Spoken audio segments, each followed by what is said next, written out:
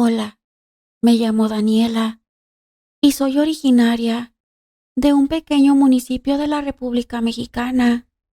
Quiero compartirle a tu audiencia mi historia y la razón por la cual jamás deben de hacer un amarre. Te cedo libertad creativa de realizar correcciones o acortar el relato y comenzaré como comienzan muchos de los relatos que te envían, contando un poco de ellos para poner a tu audiencia en contexto. Verás, yo vengo de una familia muy católica y piadosa, se podría decir. Mi madre es la señora que solo hace turismo religioso y prepara una gran posada para toda la colonia. Elabora un nacimiento enorme y sirve la comida de la música cuando es la fiesta de la parroquia. Recibe los rosarios y brinda meriendas para estos eventos. Yo también siempre fui apegada a mi religión. Mi juventud la viví por allá del año 2000. Físicamente me sabía agraciada y yo me sentía guapa, razón por la cual mi madre siempre me llamaba la atención, diciendo que no debía ser vanidosa, que era un pecado tanta vanidad y que yo jamás debería de sentirme linda, ni decirlo. Las cualidades eran para que los otros las vieran, no para que uno las dijera. Terminé mi carrera y muy pronto conseguí colocarme en un buen puesto de trabajo. Así que tenía 24 años cuando ya tenía una jefatura y un excelente sueldo. Pretendientes tenía y realmente sí había tenido un par de novios, pero el último, tras 4 años de noviazgo, no me había propuesto matrimonio, ni hablado del tema. Recuerden que estamos en los 2000. En aquellos años, la gente se casaba más joven de lo que lo hacen ahora. En el trabajo, conocí un compañero, un hombre al que llamaremos Diego. Él estaba en una posición muy por debajo de la mía, en lo laboral, pero él tenía 10 años más que yo, venía de otro estado y buscaba mucho mi compañía. Yo en un principio pensé que era porque se sentía solo en esta nueva ciudad, pero no fue así. Sus intenciones eran tener una relación conmigo y en un principio me pareció tierno el ver que a su edad se veía tan ilusionado conmigo. Yo sabía que él no tenía nada, en realidad nada. Vivía en un cuarto de vecindad y en pobreza extrema, y aunque se la pasaba diciendo que era porque estaba enojado con su mamá, que era una súper exitosa empresaria y que su hermana se la pasaba de shopping en Nueva York, yo sabía que mentía, y eso la verdad me causaba aún más ternura. Imagínate inventar toda una historia solo por salir contigo, y eso era innecesario. Yo realmente jamás pensaba en alguien por su dinero. Vaya, yo era de las que decía, para algo estudié, yo solita puedo. Yo no venía de una familia con carencias, así que el tema del dinero ni por la mente me pasaba. Al poco tiempo de iniciar una relación, me pidió matrimonio, de una forma tan insistente que acepté. No dejaba de repetir que me necesitaba, que ablandó mi corazón, y aquí comienza mi tragedia, pues la misma noche de bodas tuve mi primer golpe de realidad. Después de que pasara lo propio de la noche de bodas, me dijo, pues no estuvo tan mal. Yo nunca estuve con una mujer de color, así negra. Yo creía ser de piel morena clara, y tras mi primera vez, eso fue lo que me dijo. Con el paso de los días, siguieron más comentarios hirientes, como, ¿para qué te cubres? ¿O a poco crees que me casé contigo por tu cuerpazo? De ser así, hubiera elegido a otra. Entre más días pasaban, más volaba su imaginación de cómo hacerme daño. Siguió tu piel huele mal. Es que todas las negras tienen un olor característico. Te huele la boca. No te maquilles. A ti eso ni te queda. Tienes los labios gruesos y los ojos grandes.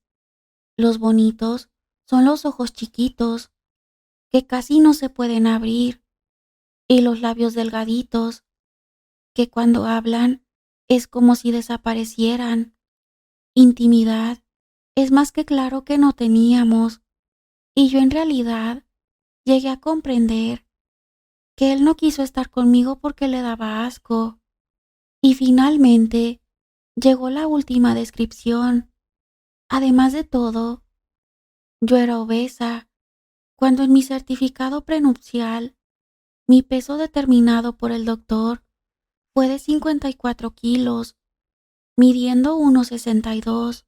Yo a su lado me sentía insignificante y tenía más que claro que él se casó conmigo para que yo lo mantuviera, porque le gusta la vida de lujos.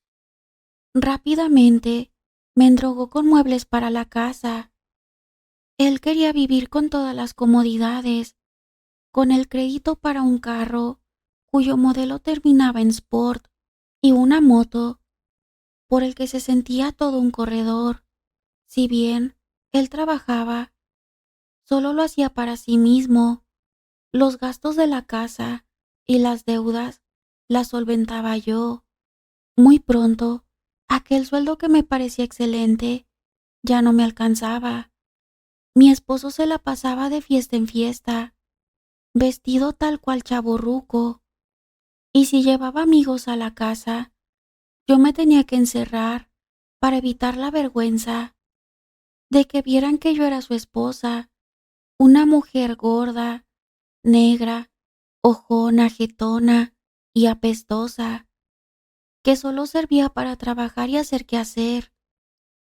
Cuando los conocidos nos preguntaban que para cuándo daríamos la noticia de un bebé, él comenzó a responder que yo no podía tener hijos y a mí me tocaba aguantarme las ganas de gritarles que era porque él no me tocaba. Pasado un año, me armé de valor para dejarlo y armé mi plan ahorrando un poco y juntando el dinero de mi aguinaldo, pero él se dio cuenta y abusó de mí para dejarme en claro que él era quien decidía cuándo se terminaba aquello. De esa noche quedé embarazada. Sí, de la única noche del año que me tocó, salí embarazada y no lo pude dejar. Estaba asustada y no sabía a dónde ir. Con mis padres no podría, porque me pedirían que abortara para poder divorciarme, y yo no quería eso. Aunque Diego era un monstruo, era mi bebé el que crecía dentro de mí. Mi vida a su lado, un infierno. El hacerme sentir poquita cosa era un medio de control. Así, él podría gastar mi dinero y seguir siendo soltero sin que yo me opusiera. Pasaron los años y él pasó de tener amantes llenas de tatuajes, morenas, madres solteras y hasta chimuelas, a también drogarse, golpearme y robarme. Sí, se la pasaba robándome. Él era adicto ahora al cristal. Cuando supe que se drogaba y de su más reciente y cínica amante, me puse tan feliz. Por fin tenía un pretexto válido para decirle a mis papás que me divorciaría. En realidad, me sentía tan bien. Pensé, yo sola puedo sacar a mi hija adelante. Hablé con mis papás y mi madre me respondió, pues no, primero muerta que divorciada. ¿Qué va a decir la gente? ¿Qué va a decir tu abuela? Ve a buscar quien lo embruje. para que deje a esa mujer y te quiera a ti. Mi madre, la señora católica, me pedía que embrujara a mi esposo para que me quisiera. Yo no tenía ni para comer y ahora ella me pedía que buscara una bruja. Para mi muy mala suerte, en esos momentos yo no tenía trabajo. La empresa para la que trabajé se había ido de este estado. Busqué ayuda en los que alguna vez fueron mis amigos y yo había ayudado, y estas fueran sus respuestas. ¿Trabajo?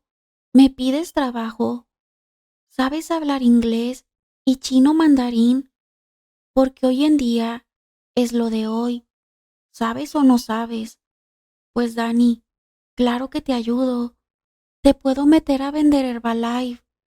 Solo necesitas una inversión inicial de 11,000 pesos y te capacito gratis, aunque tus primeras ganancias serán para mí. No hables mal de tu esposo, eso es pecado. Cada que tengas un mal pensamiento, haz oración y ayuna. En estos momentos, a mí se me cerró el mundo. Yo ya no tenía juicio ni nada. Era una mujer obesa, negra, hedionda, sin dinero, sin amigos, y que debería sentirme agradecida por tener un hombre en mi vida. Mi mamá buscó una bruja, a quien llamaremos Doña Mari. Cobraba muy caro y pedía las cosas más extrañas para hacer el ritual, que si una uña de un lagartijo macho, que si una escama de víbora hembra, alas de murciélago, agua bendita de 9 templos, y que si los botones de San Antonio de Loyola. ¿De dónde yo iba a sacar eso?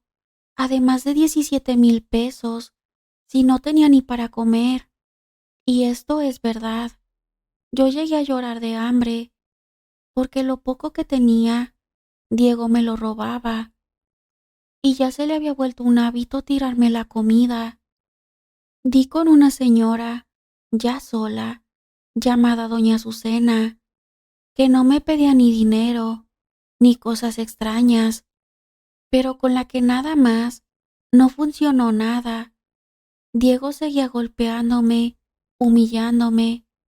Llegó al grado de moverme la mandíbula y dejarme mal de la mordida de un puñetazo en la cara y una cicatriz cerca del ojo, donde me abrió de un puñetazo. Pero estos golpes, aunque mis padres y hermanos sí me veían con regularidad, ellos no los notaban. La única pregunta era: ¿ya encontraste quien te haga el trabajo? La última señora con quien fui para buscar el amarre, la nombraré Doña Sabina. Fue quien me leyó las cartas y me advirtió que no hiciera el amarre. Lectura de tarot. Para comenzar, me confirmó que sí me engañaba y me dijo con quién. Una compañera de trabajo, morena, muy morena, llena de tatuajes y que parece transvesti, y me describió a Diego, a quien ella denominó Calaverilla, y me dijo que se droga, que era un irresponsable, que venía de mucha pobreza y que de seguir con él me podría hasta matar a golpes, que a su lado yo ya había pasado muchas noches sin dormir, y también me dijo que no debería de amarrar a alguien así, que algo maravilloso venía a mi futuro, venía fortuna y suerte, que mi futuro dejándolo era brillante. Yo solo recuerdo que con la cara del sol terminaba mi lectura y me dijo: sola vas a estar muy bien, los caminos y la abundancia se te abren. Yo, aún así, insistí en amarrarlo y ella me respondió: no debes, tú no tienes dinero ni para comer, no debes hacer esto, él no vale la pena. tu futuro es bueno, solo sé fuerte. Y yo insistí, porque era lo que mi madre me pedía. Ya no era una niña, pero yo me sentía tan vulnerable que hubiera hecho cualquier cosa. La señora me pidió 3 fotos, una de Diego, del amante actual, una mía, listón rojo, y una prenda íntima mía usada. La foto del amante la tenía difícil, según yo, porque aunque tenía la descripción y alguna sospecha, no tenía certeza, y doña Sabina me pidió abrir mi celular y abrir Facebook, y señaló a una mujer y dijo, es ella. Y sí, sí era ella. Yo ya lo sospechaba, pero no tenía la certeza. Y la señora, solo viéndola, dijo, es ella, es casada y es mañosa. El del amarre y retiro de su amante era de 5,000 pesos. Cuando le dije a mi mamá, ella solo me dijo, pues consíguelos, anda a ver quién te presta ese dinero y consigue las cosas. La foto de ella me la robé de Facebook. Para la de Diego, me tocó pedirle permiso para tomarle una foto diciendo que era para el kinder de la niña. Y la mía, uff, fue toda una revelación. Yo llevaba 7 años sin verme al espejo de verdad, sin tomarme una foto y sintiéndome avergonzada de mi imagen. Y me tocó tomarme una foto con el celular y me quedé asombrada. No podía creer que yo fuera esa mujer. Yo no era negra, mi piel era muy clara y así, aún sin maquillaje, sin arreglarme y con esa ropa vieja me veía bien. Me quedé viendo mi foto por horas. Hacía tanto que no me veía y sé que pensarán que es tonto, pero yo pasaba por donde hay espejos o ventanas y me volteaba o miraba el piso porque me daba tanta vergüenza verme. Diego había hecho que me olvidara hasta de mí. Llevé todo a doña Sabina e hizo un ritual en mi presencia. Dijo una oración muy larga que no entendí, colocando sus manos sobre las mías y las mías sobre las fotos, y en unas figuras de cera les clavó las fotografías a la frente, dejándolas de frente, y las amarró con mi calzón y el listón rojo, y metió en una caja como de muerto, pero chiquita. En otro lado puso una figura con la foto pegada del amante. Me dijo, con esto no hay vuelta para atrás, y me volvió a decir, yo ni loca enterraría una fotografía mía. ¿Estás segura de que continúas? Y respondí que sí, y prendí una vela que estaba como preparada, y el cajón lo espolvoreó como de tierra, y encima puso la vela preparada a quemarse, diciendo que eso lo velaría. No recuerdo más detalles del ritual, pero me dio un frasquito pequeño con un agua preparada que me pedía me pusiera en mi parte íntima y lo rociara en la cama, del lado en que él dormía. Lo primero que pude notar era que él se despertaba como a las 3 de la mañana, diciéndome que por qué lo tocaba, que si estaba loca, que por qué no me dormía, que maña la mía de estarlo espiando mientras él se dormía, que sí sentía mi mirada, y yo en esos momentos estaba completamente dormida, pero eso él no lo comprendía. Al pasar algunas 2 semanas, vi cambios muy drásticos. Dejó de la nada su adicción al cristal. Así en un instante me pidió perdón. Nos fuimos a otro estado a comenzar de cero, lejos de su amante y de sus vicios. De inmediato, él encontró trabajo y muy bien pagado. Para Diego, era fácil encontrar empleo. Él es un experto en venderse, en dar una imagen de sí mismo, muy inflada su realidad. Comenzó a mantenernos. En un inicio, pensé que era el cambio de lugar. Después pensé que era todo lo vivido, pero yo estaba deprimida. Busqué empleo y lo conseguí rápidamente. Y yo comencé a trabajar de 7 horas diarias, que eran las de mi contrato, a trabajar 10 u 11 horas, porque solo ahí yo me sentía en paz.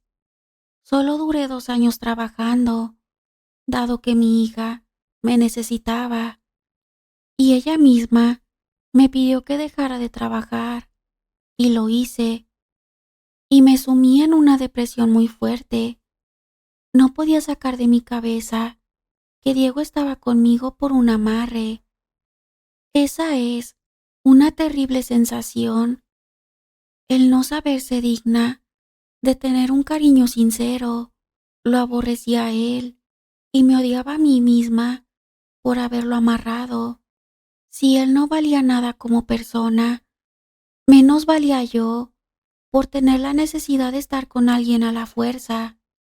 Me la pasaba dormida y llorando. Él asumió que era culpa por todo el daño que me había hecho. Un día llegó diciéndome que se le había ocurrido que me pusiera a estudiar de nuevo otra carrera.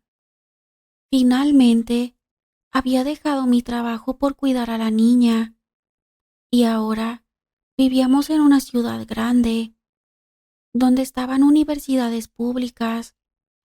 Me hizo mucha ilusión hacer algo por mí y solo para mí.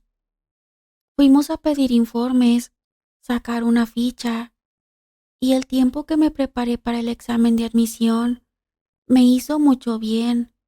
Presenté, pasé, y con algo de miedo, por ya ser una treintona, asistí a clases. El primer semestre me fue muy mal, reprobé todas las materias, pero en el segundo me tocó un grupo donde la mayoría de los alumnos eran personas ya mayores, buscando hacer una segunda carrera o darle un título para los conocimientos que ya tenían. Otros tantos la tomaban a modo de hacer una especialidad y completar su profesión actual. La mayoría, al igual que yo, venía de reprobar el primer semestre y eran alumnos que estaban recursando, y me fue bien. Me sentí más identificada con personas de mi edad, y entre ellos hice muy buen compañerismo con un compañero de clases, su nombre, Matías. Todo comenzó por un trabajo en equipo. De ahí en adelante, Matías, quien casualmente tenía mi misma edad, y habíamos llegado a cursar una segunda carrera para salir de una depresión, y también de la primera carrera nos habíamos graduado el mismo año, pues nos hicimos buenos compañeros para echar chisme. Nos la pasábamos tajureando a los demás, que si está como quiere con el maestro, que si aquella anda barbera, que si bla, bla, bla. De ahí pasamos a hablar de películas, de series, a compartir libros. A Matías le gustaba saber de mí, mi opinión respecto a cualquier tema. Le gustaba saber hasta qué había soñado o lo que cocinaría, y a mí de él. Era mi primer amigo, la primer persona que se tomaba el tiempo de conocer solo a Daniela, sin más ni menos, solo yo. Y como ya lo están imaginando, al cabo de compartir 2 semestres como compañeros de clases, nos fuimos enamorando. Disfrutaba tanto la compañía de Matías en la escuela, que pasamos de compartir los ratos de clases a mandarnos todo el día mensajes, mientras él estaba en su trabajo y yo en mi casa. No lo puedo afirmar, pero casi estoy segura de que fue así, que una vez mientras leía un mensaje de Matías y sin querer, solté una sonrisa, de esas que solo salen cuando estás enamorada. Vi con el rabillo del ojo como un recipiente para sándwich que estaba en el piso comenzó a girar. De hecho, puedo afirmar que lo vi despegado del piso. No me asusté, solo busqué alguna corriente de aire que lo hubiera movido, pero todo estaba cerrado y en ese momento yo estaba sola en casa. No le di mayor importancia y siguieron estas cosas que solo pasaban cuando yo estaba sola. Sombras que parecían moverse por la casa, el estallido de una ventana, el espejo del baño que se cayó solo, y comencé a percibir un aroma como floral. No podía ser un perfume como tal, pero olía como a esos preparados que venden en tiendas esotéricas. Me recordaba aquel menjurje que doña Sabina me había dado cuando hice el amarre. Llegaban a mí aromas como a perfume de hombre y a cigarro. Yo buscaba de dónde venían.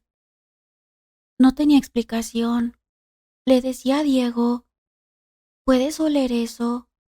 Y él decía, no huele a nada, es tu imaginación. Con el tiempo, se escuchaba como si clavaran algo en las paredes, pero por mucho tiempo. Pero yo estaba tan feliz con las clases y con Matías, que a todo esto ni importancia le daba. Solo decía, me lo he de estar imaginando. Y seguía en mi mundo feliz. Tras pasar un año de feliz amistad, Matías me pidió que fuéramos novios. Él sabía que yo estaba casada y que tenía una hija, pero aún así, para ambos, fue inevitable enamorarnos. Éramos tan afines que era imposible que no pasara, y simplemente acepté. Yo no le debía lealtad ni fidelidad a nadie. No tenía por qué detenerme, y simplemente nos hicimos novios, con todo lo que implica ser novios. Él me llevaba a casa o pasaba por mí, me enviaba regalos, flores e incluso me regaló un dije de amistad de corazón.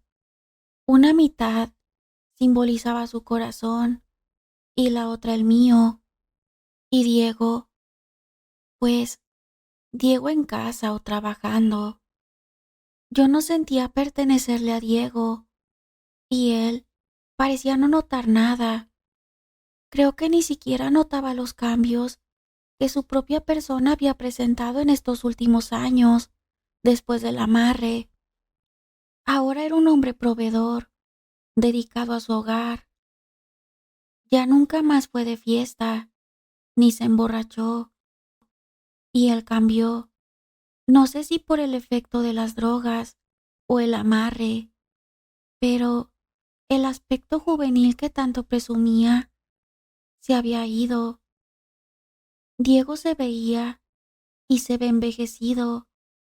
Era como si cada año que yo cumpliera se le sumara a él, mientras yo parecía ser mucho más joven. Diego se veía mayor y casi, en cuanto nos mudamos, Diego comenzó a oler feo, como si algún olor extraño se desprendiera de su interior, que podía percibir si me hablaba de cerca o si me besaba. Era más que un olor, como una esencia. En sí su piel, su aroma corporal, comenzó a oler a viejito.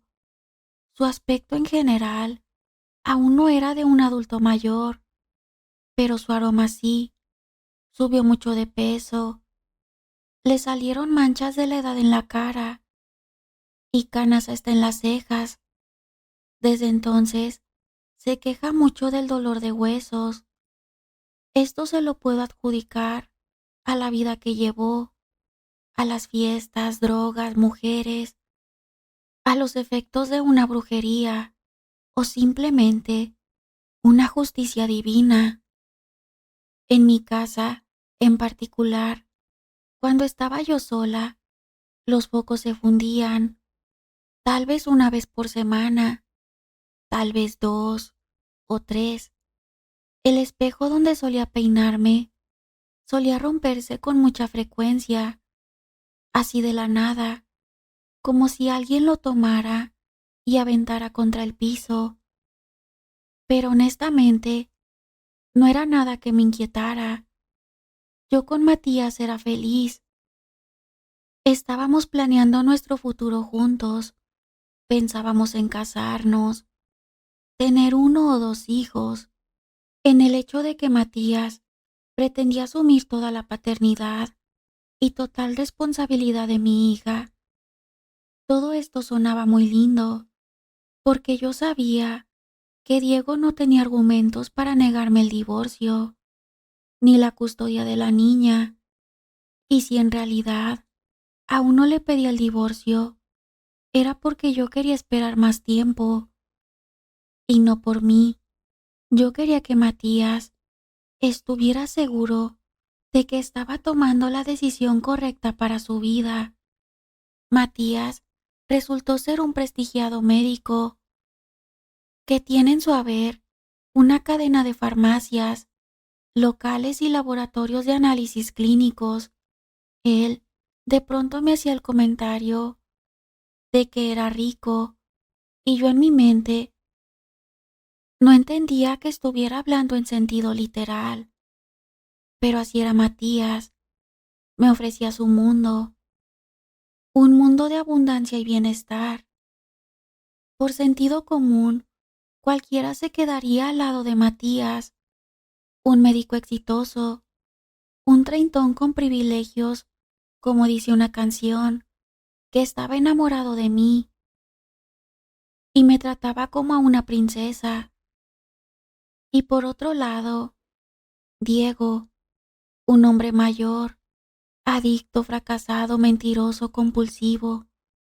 Y aquí fue cuando comprendí que todo el daño que Diego me había hecho no era porque yo no fuera lo suficiente, más bien, él tiene una necesidad de sentirse superior y por eso miente sobre su vida, contando historias irreales, hablando de una familia rica y exitosa, cuando su madre, toda su vida, ha hecho la limpieza en unas oficinas y su hermana es la esposa de un pepenador, todo para sentirse reconocido y admirado. Y esa gran admiración solo la puede conseguir con mujeres más pequeñitas que él, que le puedan creer y hasta aplaudirle. Pero aquí no termina la historia. Las cosas fueron empeorando, porque esa sombra que creía ver en la casa ahora se presentaba en el cuarto de mi hija. Ella me aseguraba que algo con la figura de un hombre con ojos negros, profundos, la observaba. Yo traté de explicarle que bien podría ser producto de su imaginación, y ella me contestó que esto le pasaba estando despierta. La primera vez que lo vio, ella estaba cambiándose en su habitación, frente al espejo, cuando de reojo lo vio, con temor, con el rabillo del ojo, lo ubicó en la puerta de su habitación. Ahí estaba esa cosa. Mi hija comenzó a dormir con audífonos y volteando a la pared. Los focos de su habitación comenzaron a fundirse 2 o 3 veces por semana, a escucharse ruidos. Yo hasta ese momento seguía pensando que bien podría ser su imaginación, pero Para darle tranquilidad, rocié agua bendita en su cuarto y debajo de su cama puse un plato de sal de mar con limones, pero esa sensación de acoso siguió yendo y viniendo. Con el tiempo, aquellos golpes, como de clavar con un clavo en la pared de la casa de al lado, se intensificaron. Parecía que golpeaban toda la noche la pared, pero no con un clavo, como algo que sonaba como hueco al pegarle a la pared. Lo extraño es que la casa de al lado está deshabitada desde hace mucho tiempo. En la banqueta, afuera de mi casa, comenzaron a amanecer pájaros muertos. En la puerta encontré algunas veces tierra, pero tierra como de zapato, como si vinieran caminando, y sus zapatos estuvieran enterrados, y ahí se quedara esa tierra, pero no parecía ser tierra de las macetas. En la calle llegué a encontrar cartas del tarot tiradas, no un mazo, solo de a una carta. Las encontraba por el camino que diario solía recorrer, y fueron muchas cosas a las que yo no les daba importancia, ni asociaba en conjunto, y con todo esto, yo seguía dichosa con Matías, contaba los días para que se llegara la fecha acordada para retomar el tema de pedir mi divorcio y casarnos, y yo ser la señora del doctor Matías. Esa idea era maravillosa. Mi hija se veía cada vez más consumida, ojerosa, fatigada. Me decía que el miedo no la dejaba dormir bien, y yo le decía que ya no viera películas de terror, que durmiera pronto. Y en una ocasión, estando juntas con mi celular, ella se tomó una fotografía donde se ve al fondo que se ve algo distorsionado, el rostro de ese hombre, los ojos se ven negros completamente, o más bien solo los huecos, así como mi hija me describió. Eso era real, estaba ahí, no lo pensé más, y con el pretexto de ir a ver a mis padres, me regresé a la ciudad de origen a buscar a doña Sabina y pedirle algo que alejara eso de mi casa. Para mi mala suerte, doña Sabina ya había muerto. Su hija se quedó con el negocio de su mamá. Fue quien me atendió y comentó de la muerte de su madre. Me realizó una lectura de tarot y le platiqué lo que estaba pasando, mostrándole la fotografía. Ella me dijo, mi madre te lo advirtió, que algo mejor llegaría a tu vida, y es Matías. Aquí se ve claro en el tarot. Es un hombre abundante y ambos están muy enamorados. Tienen mucha compatibilidad. Si me lo preguntas, este es el hombre de tu vida. Y con lo que está pasando en tu casa, no puedo hacer nada. Mi madre te lo advirtió, que no hicieras el amarre. Trabajaron con un muerto. Lo fueron a molestar para que velara de tu matrimonio. Y ahora que tú ya no estás cumpliendo la petición de estar amarrada a tu matrimonio, está enojado contigo. Lo que ve tu hija, lo que ves tú, es real. Todo, los pájaros muertos, la tierra en tu entrada, todo, es él. La tierra en tu entrada. En tu casa hay un muerto. Por eso se te mueren tus macetas, se funden los focos, se rompen los espejos. Es su manifestación. ¿Quieres que se vaya? Quédate en paz con tu matrimonio. Tú te amarraste solita. Yo le pedí que deshiciera el amarre y me dijo, Sola no puedo. Mi mamá era una chingona y ella lo hizo. No sé ni dónde lo enterró. Mi madre trabajaba en todos los panteones de la ciudad y si tenía oportunidad o necesidad, iba a enterrar los trabajos a otros estados. En resumen, me dejó claro que yo había pedido un amarre, que se había enterrado y trabajado con un muerto y que no existe forma de deshacerlo. La única forma es dejar en paz al muerto, respetando el acuerdo de vivir con mi amarre. Tuve que terminar con Matías. Lloré mucho. Lloramos mucho ambos. Fue difícil, pero primero estaba mi hija. Mi hija no podía vivir con miedo, ni ser acechada por el embrujo que su madre fue a hacer. Sigo casada con Diego. Feliz no, porque ahora ya conocí lo que es estar con un hombre maravilloso y ser amada, pero mi casa está tranquila. Mi hija parece ya haber olvidado esa etapa. Y nada, aunque Diego está amarrado y nos mantiene, no se muestra enamorado o con la intención de conquistarme. Para mí, nunca hubo ni habrá una palabra linda de sus labios. Si bien es cierto, nos mantiene, me da regalos, se esmera en mi cumpleaños y hasta el 14 de febrero. Es como si lo hiciera en automático y por mi parte, yo igual. Vivimos juntos, solo por compartir el mismo espacio. Un amarre no hace que la persona te ame, solo hace que esa persona esté a tu lado. Antes de despedirme, me gustaría mandar saludos a Paula Pacheco, que nos escucha desde Monterrey. A todos y cada uno de ustedes, les agradezco mucho por el apoyo. Les mando un fuerte abrazo. Por ahora me despido y nos vemos en el próximo video.